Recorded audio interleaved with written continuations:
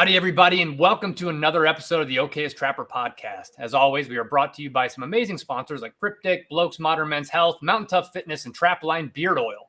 Do me a favor, go leave a 5-star review on whatever platform you're tuning in from, and use those promo codes in the show notes for some great discounts on these wonderful brands. Now, today's guest needs no introduction, but I'm going to give him one anyways. He's a true adventurer, a hunter, a TV host, a historian, a conservationist, and most importantly to me, a writer. Jim Shockey, welcome to the show. Welcome. I'm out of my league here. That was about the best, smoothest intro that I've heard on any podcast ever. Maybe Joe Rogan, but holy cow, you're a professional. Love it. I appreciate it. Well, as my wife would probably, confirm, I like to talk, and I like to talk to awesome, interesting people. So it's an honor, truly, to have you on, and I appreciate you just being willing to come and chat with me about all things trapping, hunting, and writing. I'm happy to do it. Looking forward to it. All right, so as you could probably surmise from the title, Okayest Trapper, we tend to focus on trapping more than anything else. So regardless where we take it today, I have to start out asking you the same question that I ask every guest, which is, if you can reach back in the piggy bank of your memories and recall the first time you were ever exposed to anything related to trapping. Yeah, easy as pie. My grandfather was a Ukrainian immigrant. My grandmother, same thing. And out in Alberta, Canada, they had a ranch near Elk Point, or a farm. And gophers were a problem. Gophers, I think they're ground squirrels of some description, but the little gophers that... You're talking about the animals, not the person swinging the club at the ball, right? No, I'm talking about the animals, the little irritating animals that my grandfather, he offered me 10 cents a tail for all the gophers I could trap. And he showed me the traps, showed me how to set them, reaching underneath. I've got to say I was a little bit of a slow learner, but once I snapped myself once, I was, after that, oh, that's why you reach from this side of the trap.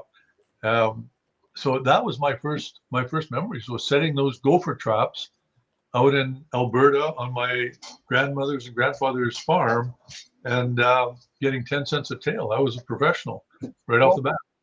Well, that's awesome. And then, follow on to that question then, do you remember, like you set the traps, you caught yourself once or twice? And don't worry, I'm also a guy who has to touch a hot stove or a conibear more than once to learn my lesson. But do you remember the first time you ever walked up on a trap then and you actually had a critter in it, and kind of what that feeling was like? 100%. The chain was down into the hole. And I was like, I was as excited as I was with my first deer a few years later. I was 14 when I got my first deer. And the wonder of that, I actually looked around at everybody in the truck. We jumped out of a truck. It was a road hunt with my dad and my uncle. That's how they hunted. And I said, "Who shot?" And he said, "Well, you did." I didn't even realize that I had pulled the trigger and shot, and no one else had shot. So when I walked up to that gopher, and I didn't know it was a gopher down there. I assumed it was, and knew that I had done that. I had set the trap. I'd put the stake in the ground. I'd done it perfectly at the entrance to the burrow, and now there was a gopher at the end of that trap. And these were leg hold traps back in the day. Mm-hmm.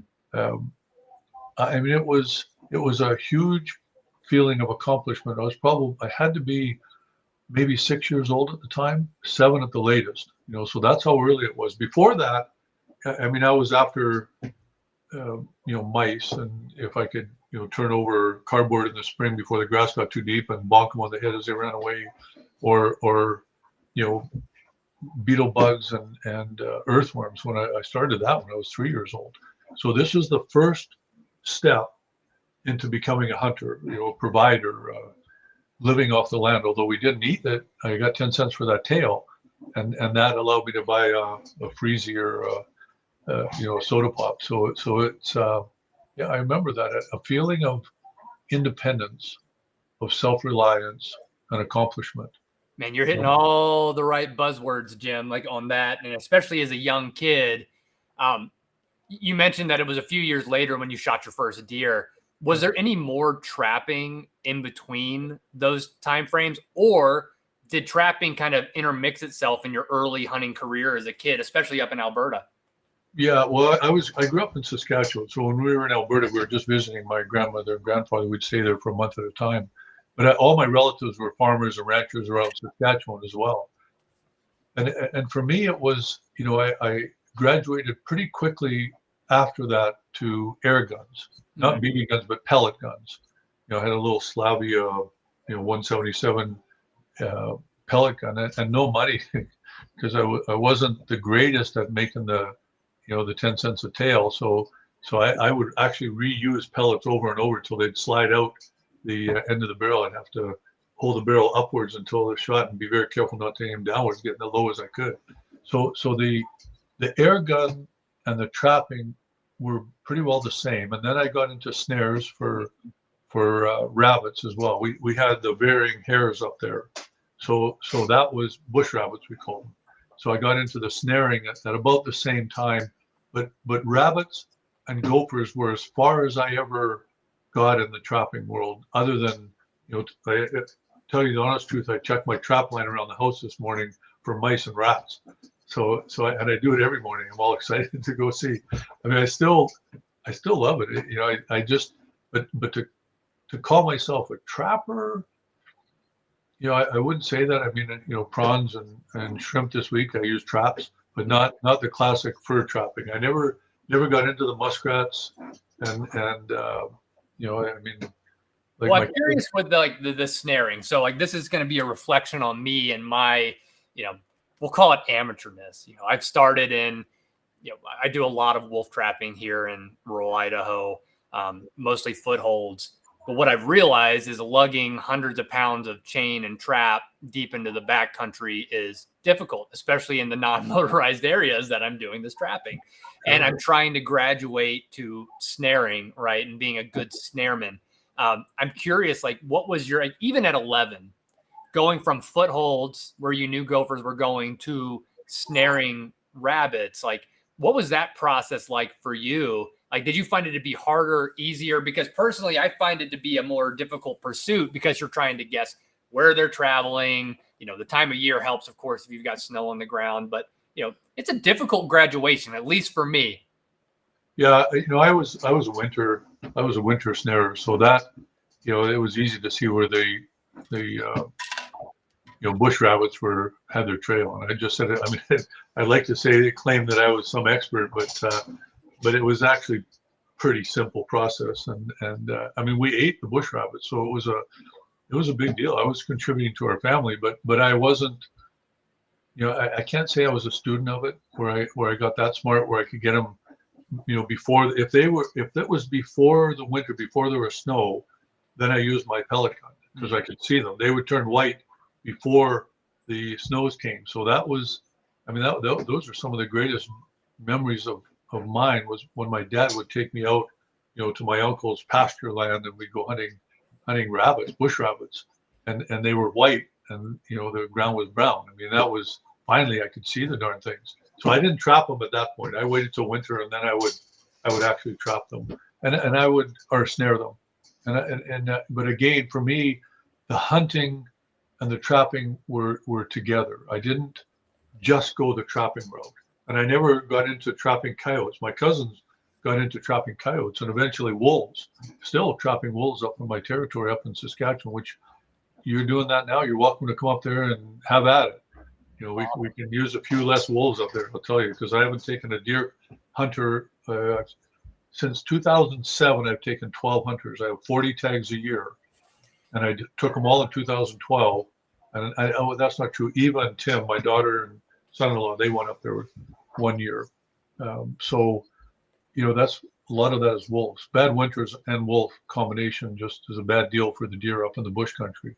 So all over the place. We need to do like some switcheroos, and share each other's knowledge and people to get it, because we can't get enough trappers in my unit here in Idaho. Like, similar to you, like, I've been here 6 years, so like relatively short period. But even in that 6 years, we've grown from like 3 consistent packs to 5, and the hunting, like, you can get a tag over the counter, but it's so opportunistic, and people will occasionally pick 1 or 2 off during hunting seasons. But the real need for trapping to really cut down on these numbers, it's hard to do A, and B, like just the time out in the field to do it is so consumptive. Yeah, and cost. I mean, you know, this is just before we were on air. I was talking to Jesse about the cost of filming his new TV show, and you have to break it down. You have to add in your time and your depreciation on your vehicles, the gas. I mean, it's and materials. I mean, it's expensive. You know, especially when there's no revenues on the backside. You know, other than selling the furs.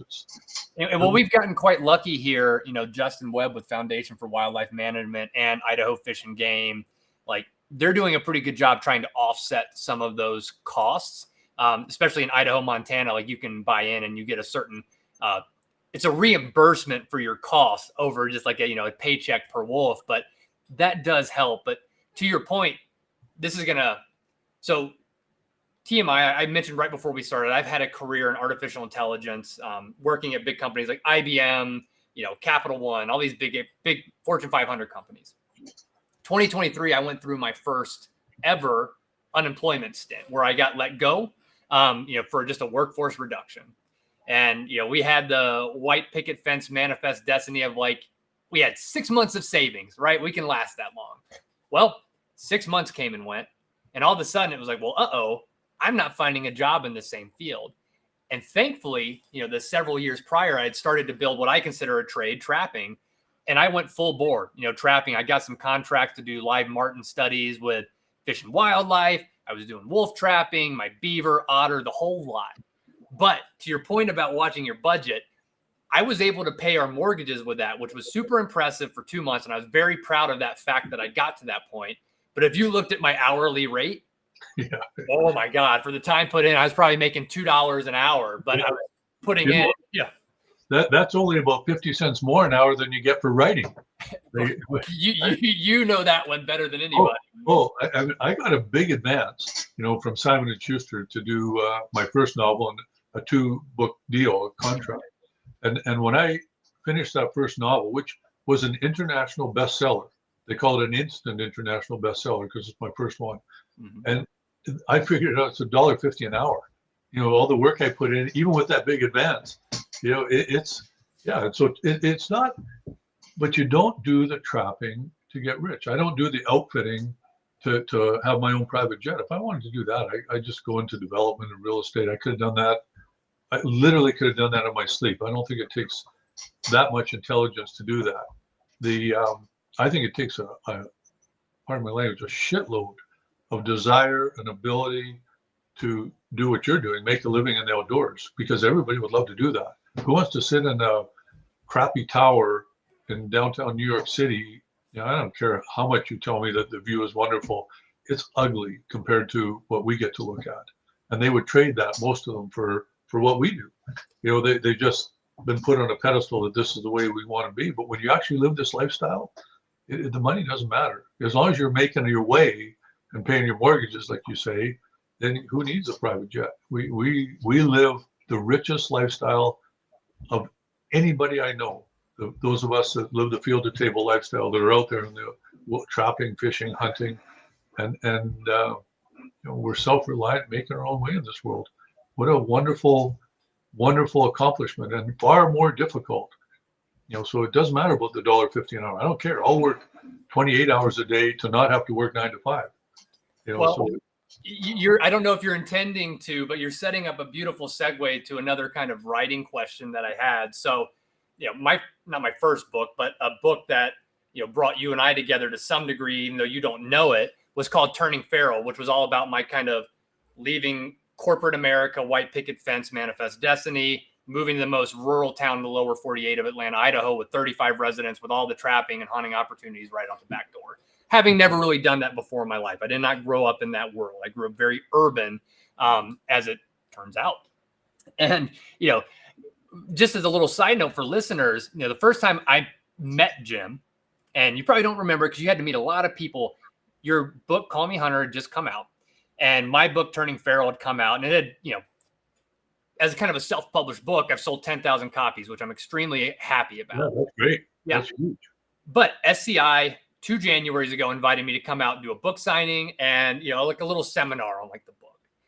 And, when I got the paperwork, they're like, well, you're going to be literally next door to Jim Shockey in the same time slot. And I was excited. I'm like, well, that's awesome. That's amazing.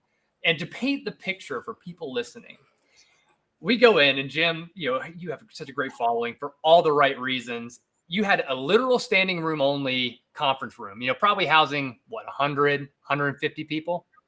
Yeah, I think usually it's a couple hundred. Yeah. Yeah. Next door to you, unbeknownst to you, was me. And I had my dad. Hats off to Dad. Family's always supporting, even though I'm pretty sure he wanted to hop over earlier to your talk. And I had a whopping 4 people. Now, I am all about delivering the best quality no matter who you have. And I did. I gave the best seminar that I could possibly give. And then we all booked it over to yours, and it was a great time. But, it goes to show, hanging in there, putting the work in no matter what. And, it's an evolution of time. But, I respect you as a writer. And this is kind of getting to this question of, has writing always been a part of your story? We talked about you as a kid, kind of hunting, air rifles, trapping. Like, at what point did the creativity bug, that need to have an outlet that is, verbose and on paper?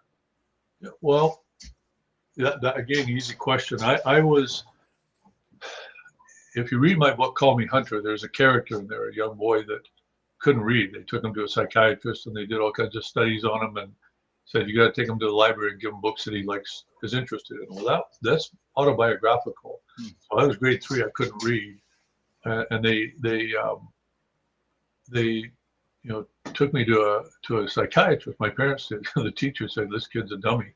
And the psychiatrist did an IQ test and said, your kid's not a dummy. He said he's not interested in see Dick run and see Spot, walk up the hill or whatever. Said, take him to the library right now and take him to the outdoor section of the library and let him pick the books that he wants to read and just watch. So by the time I was grade 5, I was 10 years old.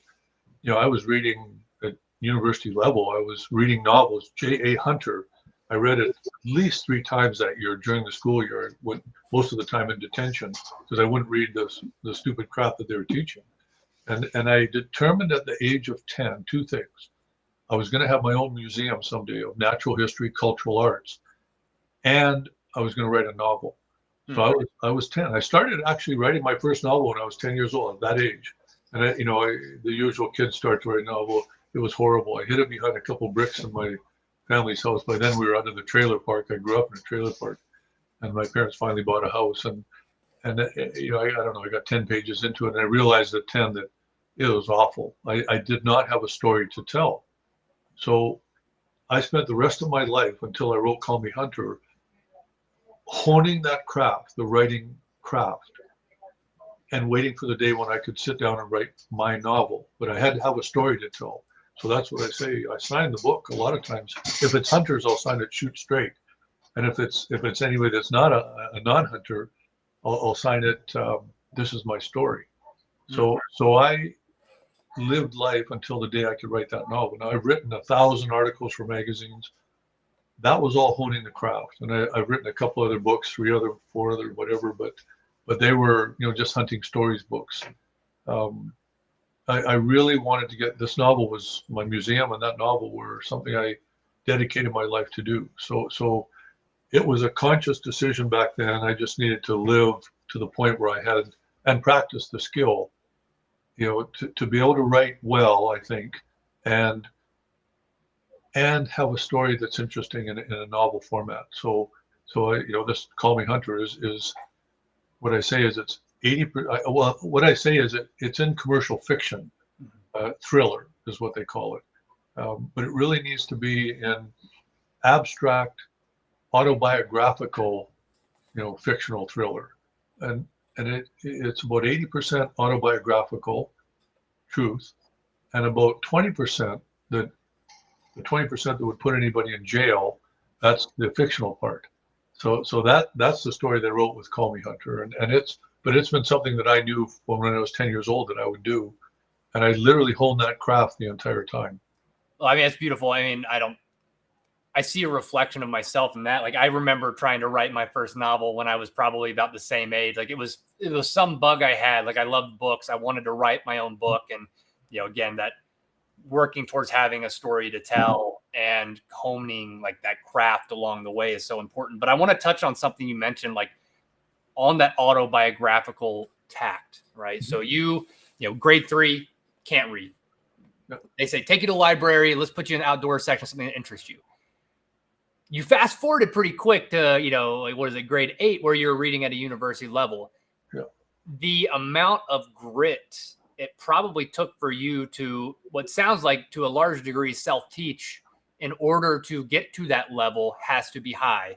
And, you know, as someone who's now a guide, somebody who is, you know, in this outdoor space, it's a similar thing. Like, everything's hard. Nothing comes easy outdoors. Nothing.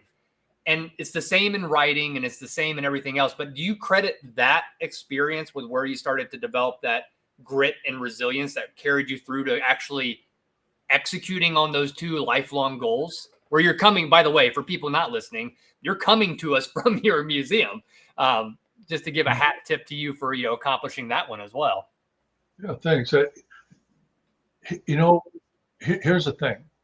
Willa Cather, I think it was in her book, My Antonia, she said, and I'm going to paraphrase, if you could invent a machine by which you could measure desire, you would be able to predict accomplishment.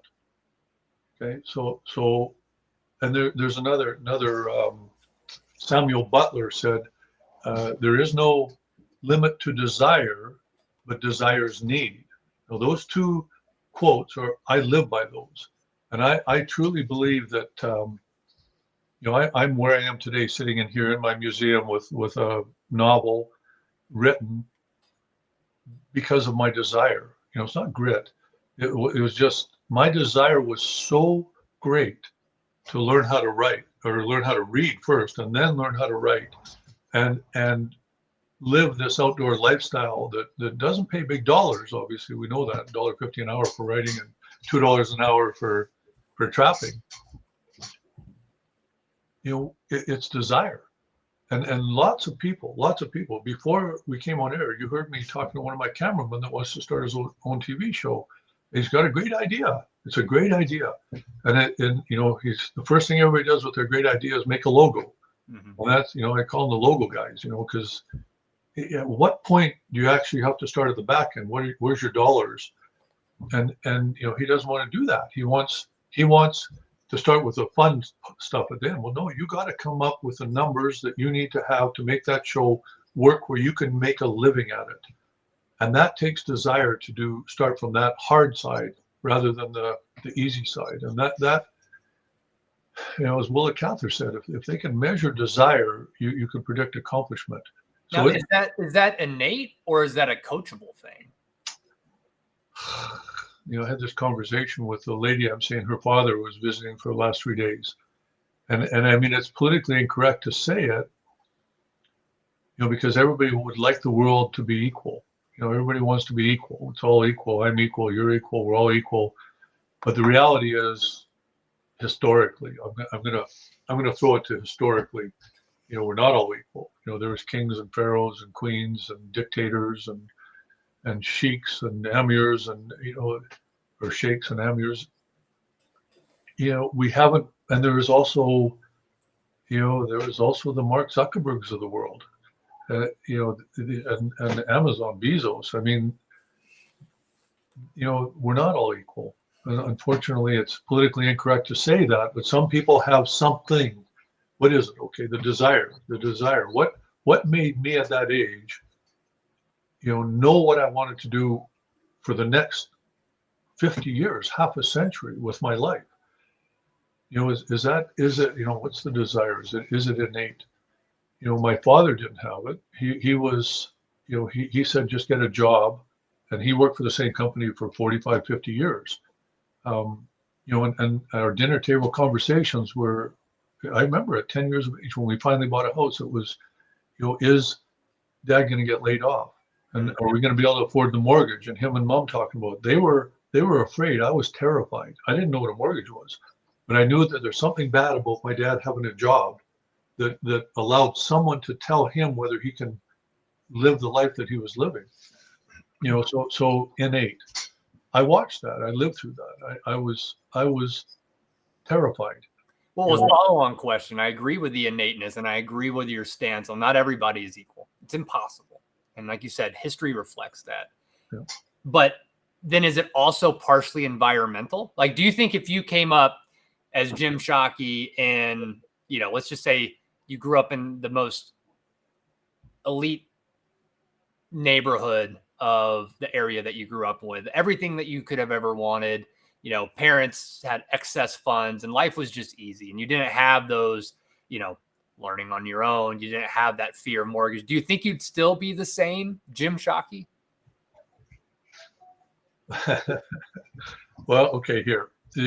Environmentally, my story that I just told of listening to my parents afraid of something I didn't understand, it terrified me and made me, you know, tell myself, I will never have a job. I will never have somebody that's my boss sitting over top of me that owns my life. I'll never do that. You know, so that's environmental. You know, whether you're successful at it or not, you know, that's a different thing. And again, it's desire. Is it intelligence? Is it, you know, are you driven, you know, to accomplish that? It's hard to say, you know. So if you're silver spooning it, you're born with a silver spoon. You know, do I think I'd be the same Jim Shockey sitting here? No, I don't think that's possible. Then I guess my follow-on question to that, and I think this is where I think our listeners will be interested, where I'm personally interested, especially I'm a young father. You know, I'm 36 years old. I've got 3 kids, 4 and under.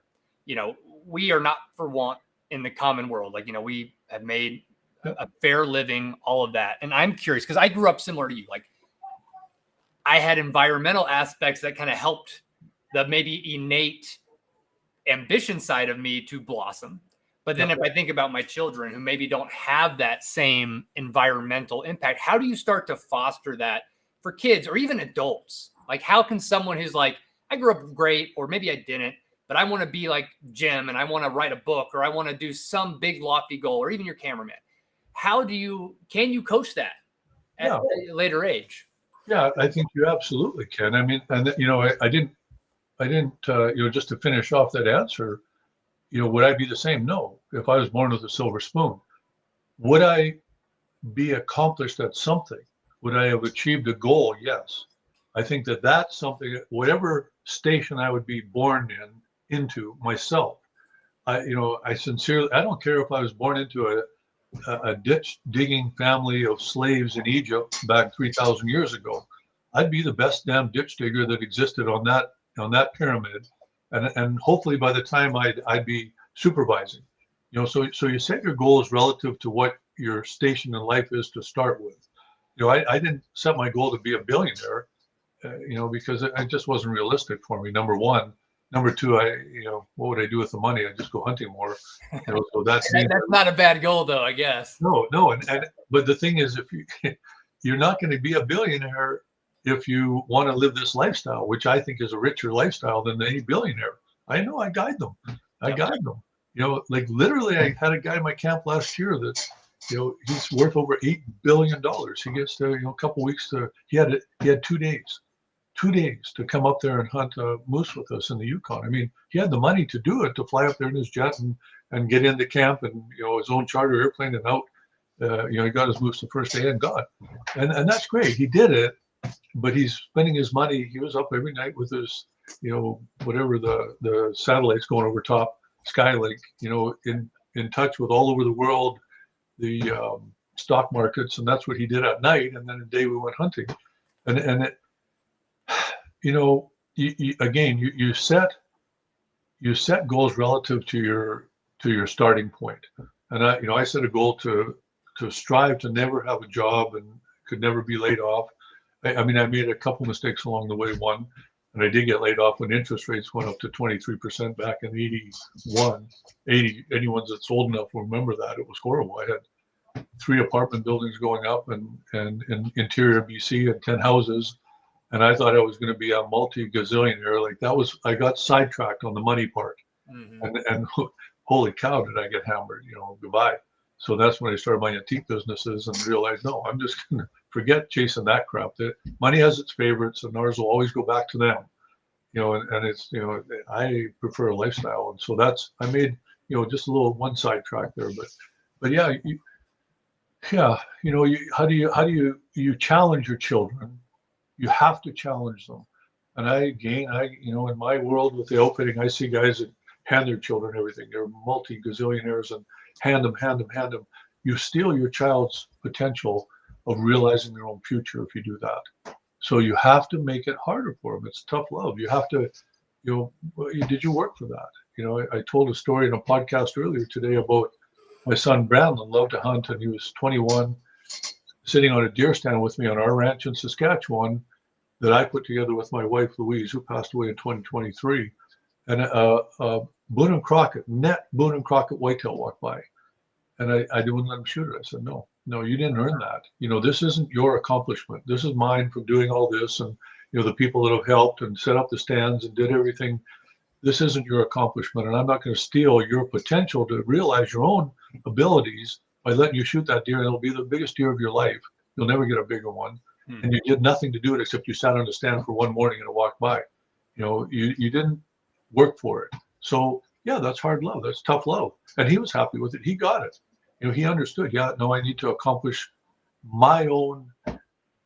I need to realize my own destiny. So yes, you can instill that in your children, but you've got to make them. You've also got to instill the work ethic, and not that everything you want you're going to get. No, you're not going to get everything here. And if you want it, work hard at it. You want to be this or that, or be sitting on this pedestal or this podium, then you work at it. And you can't just hand it to her. Yeah, here you go. Eva's a classic example. She wanted to get into hunting at 21, hadn't hunted at all. Louise and I were shocked when she said it. She just finished university in Australia and came home and said, hey, Dad, I want to learn how to hunt. And we were like, you're a competition ballet or competition salsa dancer. You got a university degree in some fancy thing from a most expensive university in Australia, which was the furthest away from Dad that she could find. And now you want to learn to hunt. And she said, yeah, I'm ready now. I'm old enough you and I can be friends, Dad. I said, you haven't talked to me since you're 14 and now you want to hunt. And she said, yeah. So she started hunting and she loved the outdoor industry. The people were great people and she knew that. But I would not give her, automatic status. I said, no, you've got to earn the respect of everybody in this industry. Because if you're going to use your last name all the time just to get here and here and here and here, everyone's just going to resent you and they're never going to actually respect you for your own accomplishments. So you need to earn that respect and have at it. Go show people that you want to learn how to shoot a gun properly. You want to learn to shoot a bow and arrow, and you're going to go on these hunts where you're going to have, not with Dad, but places where you're on your own and you got to make your own way on that hunt, and fail or succeed. People want to know that there's the risk of failure, not that Dad's there to catch you every single time. So yeah, you can instill it in your children, absolutely, no matter what your station is in life. And then you start here, so then you try and reach there as an accomplishment. You start here, you want to reach there. I mean, it's pretty simple. And I'm sure, like you did with your children, I think my hypothesis that I'm going to just enact on is be the example too, right? Like show how that hard work, not be afraid of failure, talk about your failures and how you move on and how you continue to, grind forward to achieve the goals that you want. And I'm sure you did that for your children, like just by virtue of you being you. And, whether, Eva took that time off to, be by herself, she saw that in you, I'm sure. And that was, built into her DNA, so to speak. And it was leveraged later on in her life when she got into the hunting industry. But that's admirable. And that's kind of the hypothesis I'm going forward with. Yeah, sure. And also they never, like I'm sitting here in a 17,000 square foot museum that, there's over 20,000 objects in here that, we're curating. I'm giving this land away, giving the building away, giving every object away to a foundation and going to give it an endowment to cover expenses for 40 years, which all means, I made my living in our society. Our society is going to get back the fruits of my labors. And it's for everybody. You don't own anything. You're just a steward of it. So the kids, Brandon and Eva, know waiting at the end, when I die, there's not this great big treasure pot full of money that they're going to get, and they don't have to sit there and watch TV and wait for the day dad dies. Mm-hmm. And I see that over and over and over again. You steal the children's ability to realize their own potential because they know it's sitting there. If you keep giving them on, when I die, you're going to get all this. Why would they bother? Why, if they don't have the desire? Someone like me, I'm not going to wait for that. Shit, Dad. I'm going to go make way more than you're going to give me. I'm going to get out there and do it, whatever that is. Like I say, be the best dick digger in the crowd. So Eva and Brad know that waiting at the end, there's no big pot of gold waiting for them. Mm-hmm. Eva she's not going to get all this. It'll be in a foundation, untouchable, and the board of directors will be handcuffed. They can just unlock the door and lock it. Expenses paid for 40 years, donation only to get in. And we had over 28,000 visitors for each of the last 2 years here. She knows that she can't have a big garage sale and turn it all into Chanel purses. Yep. So she's got to make her own way, which she's doing wonderful, and so is Brad. So if you give your children too much, you steal the children's future. I think that's sage advice, and I think this is another great segue. You keep setting me up with a T. I want to touch on some of the history stuff. I'm a history geek. And to tie back in some of the trapping, you have all these artifacts that you've collected over the years. Yep. And just a broad question in general, like with all your adventures to different tribes everywhere around the world, like how pervasive has trapping kind of played in a lot of these different cultures worldwide and, sustenance and just general cultural practice? Sure. Well, I mean, number one, Africa. I mean, I've seen the gin traps over in Africa, these monstrous traps. You don't want to step in them. They'd be like our Victor number 6s, mm-hmm. Victor Trap 6s. They make them from leaf springs of the Toyotas, and they're brutal. They're brutal. And it's the poachers that use them. Mm.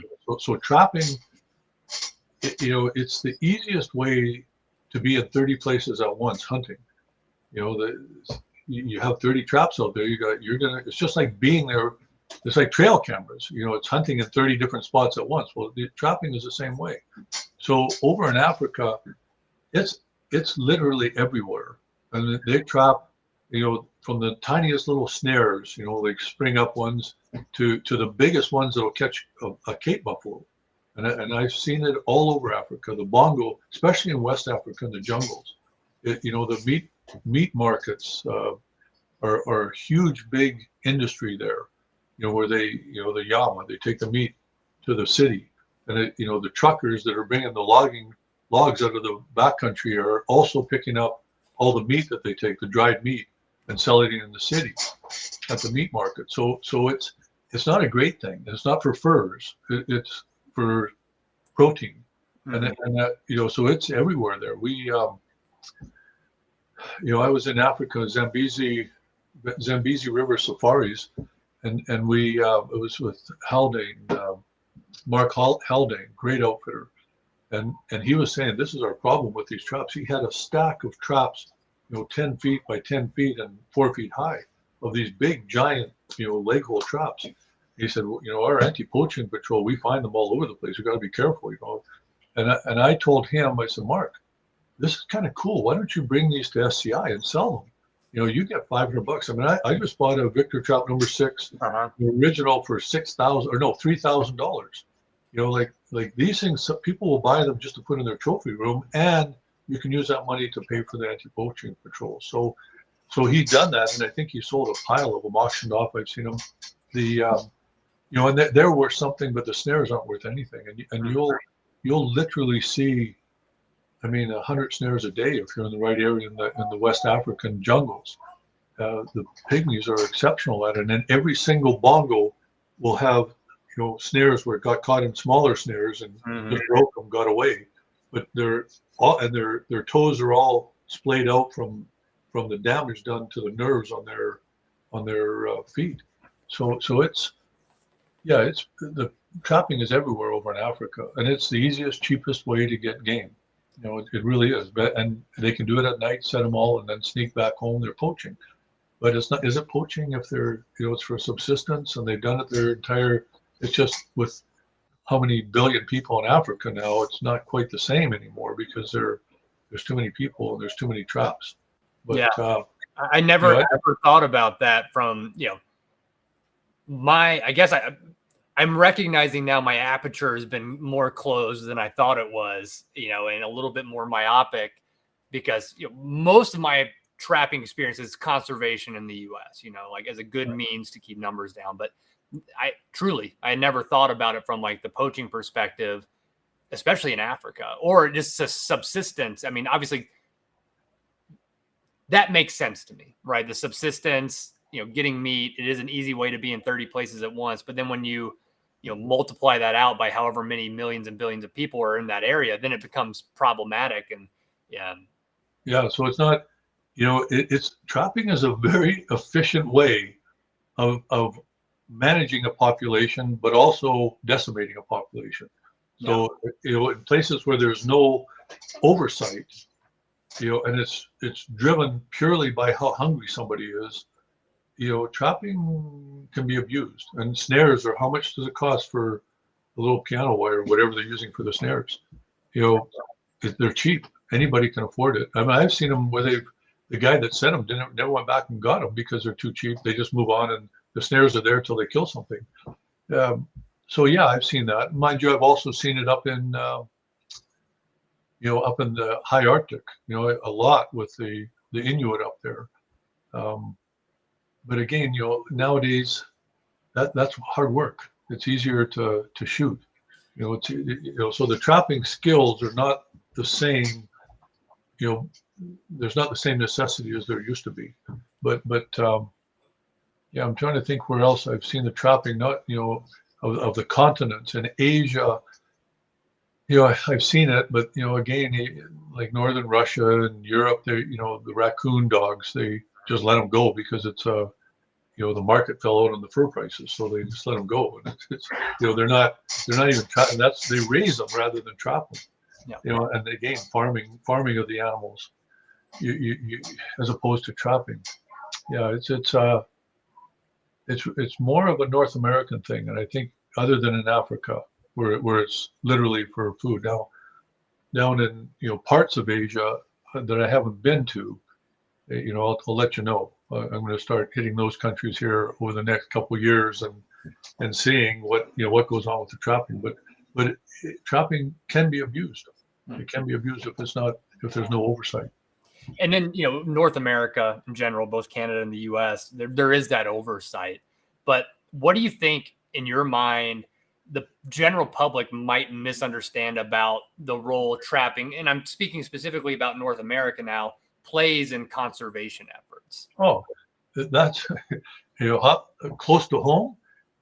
My ranch in Saskatchewan, my mom and dad never had the money to have a ranch, but, over the years, I gathered enough land together to have 2,200 acres just outside of Saskatoon. But as a Canadian resident, not a Saskatchewan resident, I'm not allowed to shoot a coyote on my land. So I own the land, but I can't shoot a coyote. So those suckers stand there in front of me at 30 yards and just look at me knowing they're safe. Yeah, safe as babies, and they are killing deer. I find the deer dead all over the place.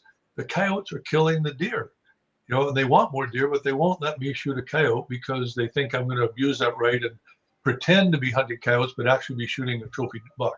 I mean, oh my gosh, it's like the logic of that is absurd to me. But anyway, so the coyotes are deer killers, and we cannot manage them. So it comes to the trapping part. Okay, great, trap them. Well, you're not allowed to snare them, and there's no market for coyote fur. The cost to go get them, and it's hard work, and so the coyotes are proliferating at the expense of the deer and the rabbits and everything else out there. And I'm not allowed to shoot them, to manage them even.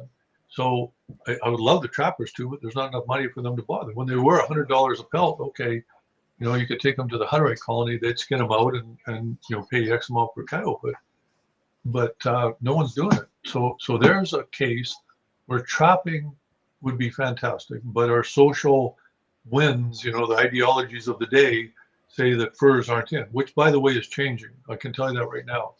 I'm the lady, my wife, Louise, passed away, after 39 years, 113 days, 14 and a half hours of living a fairy tale with her. She passed away in 2023. And I'm seeing a lady now that, I call her City Barbie, but she actually grew up in the countryside, but she's vegetarian, 100% lifetime since she's 8 years old. And just the other day, she bought her first fur, a white mink, vintage stole. So that's changing. If someone like her is embracing furs, then it's now just a matter of time before the fur market comes back and their demand starts growing again. And people say, "Oh, give me a break, Peter." I had a great Canadian guest on a couple weeks ago, Nora Lacoste, who's Canadian, and she's competing, I think, either this weekend in Miss Universe Canada, like the regional thing for that. And she's pro fur, real fur. It's like a sustainable, like you switch the narrative, but it's sustainable. It's green, right? Because all the faux fur you can get off of Temu or wherever, it goes in a landfill. It never disintegrates because it's built by fossil fuels. But, a nice mink, like a stole shawl or whatever, that's multi-generational. And then if for whatever reason you get tired of it, it's biodegradable. Yeah. It's not going to be around for a seagull to choke on in 50 years. Exactly. Yeah. There you go. Save the seagulls should be the slogan for fur. Yeah, we need more seagulls. Just go to the dump out here. You'll see all you want. But that's the point, is that trapping should be used as a conservation tool, just like hunting should be used. And we have to manage everything. There's not one animal species in this world that isn't managed nowadays somehow by humans. Has to be. So but we handcuff ourselves by removing the tools that are best used for that. And we do it by, these moronic marketing schemes where somebody's making money saying furs are bad. Well, who do you think follow the stinky money? The faux fur companies. Well, how do you think they're making it? Like you say, they're the worst users of petroleum products that were, making the world environment change, compared to furriers. It's like, oh my gosh, people, grab an existence and let's just have a little common sense here. So yeah, trapping, I think is, I'm a big, huge proponent of it and a fan of it. And that's because it's a really good management tool. And then, like, I'm sure you're aware, just like hunting's always under the kind of the bullseye of anti-hunting groups or, anti-trapping groups. What do you see in your crystal ball as the future of trapping, at least in North America? Oh, well, if the fur market comes back, if it's amazing the influence dollars have. If the fur market comes back, the demand comes from the top down for trapping, right? It's not trappers. There's trappers out there that want to do it, but they can't do it until from the top they say, we want furs, we want furs, we want furs. And then it spreads out. Okay, you got to provide furs. I mean, look at history. Beaver hats over in England. The first millionaire in the U.S. Yeah, exactly. That's what brought us to the table here in North America.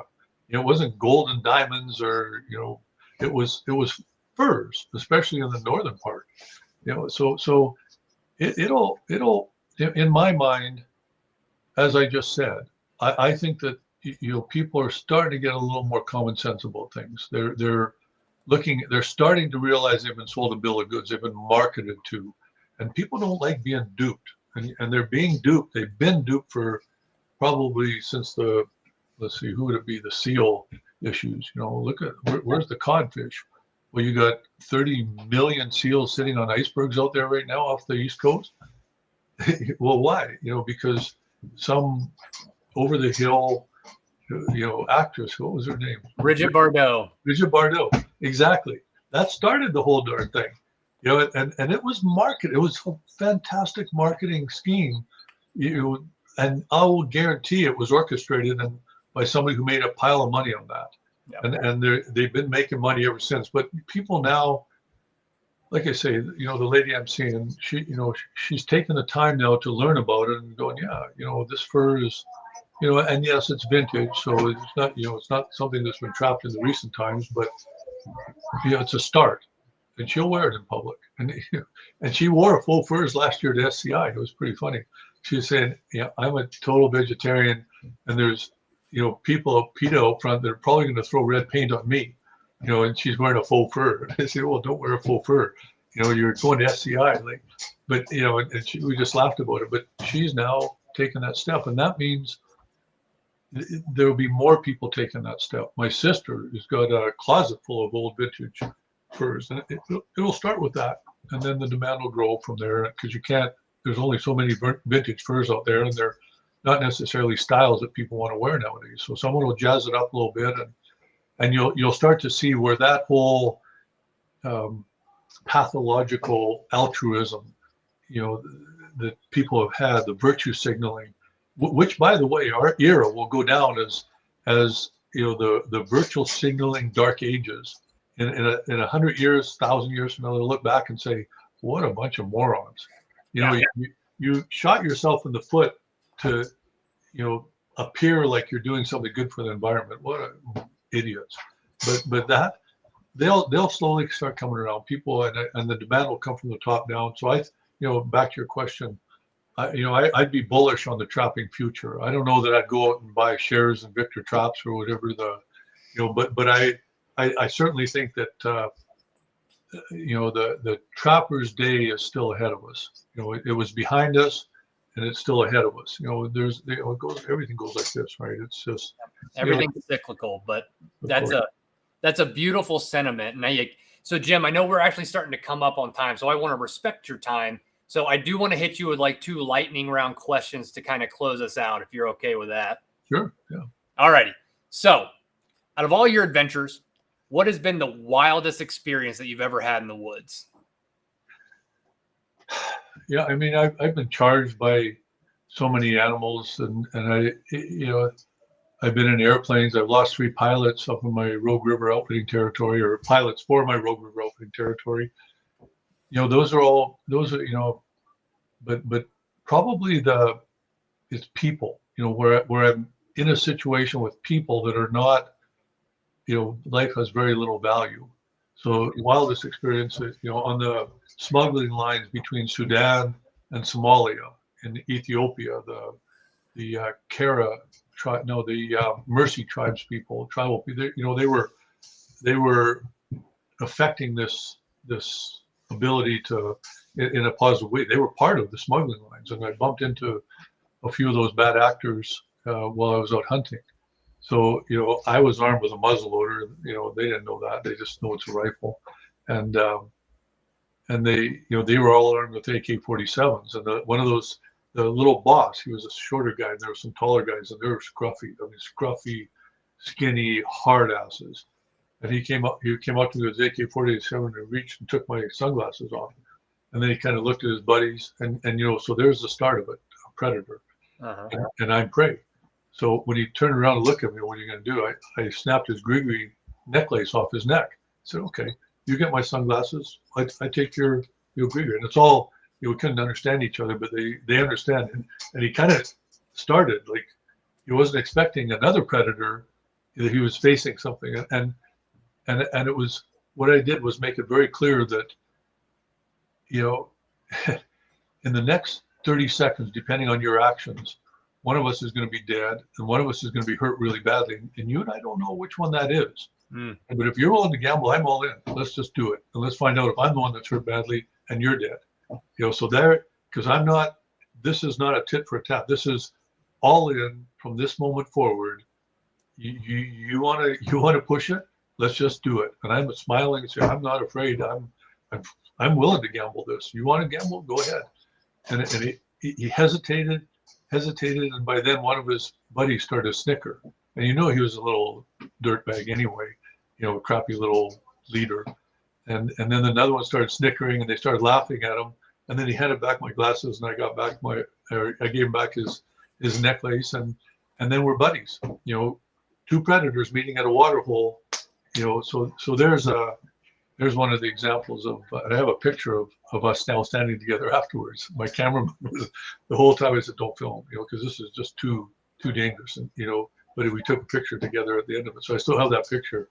Yeah, there's one of the things bumped into over the years. I've got a similar story out of Russia, but some of those situations that are super hairy and then they end up being your best friends after, but that's an amazing story. So last question. I always end on a hypothetical.